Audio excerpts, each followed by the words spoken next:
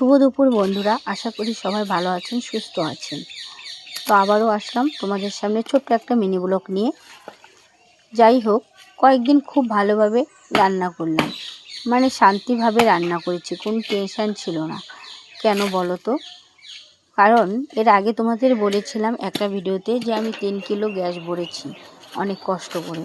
আর 3 kilo gas কয়েকদিন ভালোই আরামে রান্না করলাম।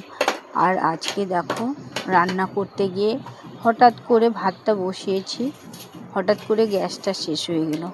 আর গ্যাস শেষ হওয়ার কারণে কিন্তু আমার ভাতের জলটাও ফুটলো না। তো তখন দুপুরবেলা আমি কি করব? আর এদিকে কিন্তু খড়িও নেই ঘরে যে খড়ি দিয়ে রান্না করব। তারপরে কি করব? ওই দিকে আমার ভাসুরের নারকেলের গাছ ছিল, ওখানে জঙ্গলের মধ্যে গিয়ে দেখলাম 2টা ডাল পড়ে আছে নারকেলের। আর ওই নারকেলের ডালগুলো আমি টেনে নিয়ে আসলাম। কী করবো বলো? ভাতটা যেহেতু আদা ফোটা হয়ে আছে, ওই ভাতটা তো ওইভাবে খাওয়াও যাবে না, আবার না রান্না করলে চালটাও নষ্ট হবে। আর কী বা খাবো যদি না, ওই দুপুরবেলা তো আর গ্যাস দেবে না। তোমরা তো জানো এখন গ্যাসের খুবই ক্রাইসিস হচ্ছে। সেই কারণে আমি ওই নারকেলের ডাল কটা নিয়ে আসলাম। নিয়ে এসে আমার বউকে বললাম, ও কাছ থেকে এসেছে, দেখছে রান্নাই হয়নি গ্যাসের অভাবে, খড়ির অভাবে। তো যাই হোক, ওকে বলতে ও খড়িগুলো কিন্তু আমাকে বসে বসে সব ভালো করে ছোট ছোট করে কেটে দিল।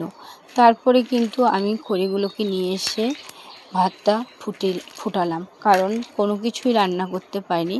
শুধু ঘরে ঢ্যাঁড়স ছিল, ওই ঢ্যাঁড়স সিদ্ধ আলু সিদ্ধ ভাত দুপুরবেলা করলাম। কারণ খড়ির জন্য রান্নাটা হতে দেরি হয়ে গেছে।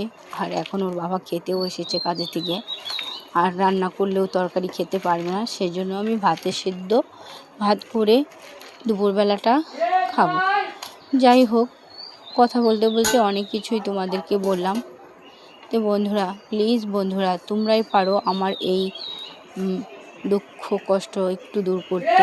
তোমরা যদি চাও এই ভিডিওটাকে সবাই একটু বেশি বেশি করে শেয়ার করে দিও, তাহলে হয়তো আমার একটু দুঃখটা কমবে।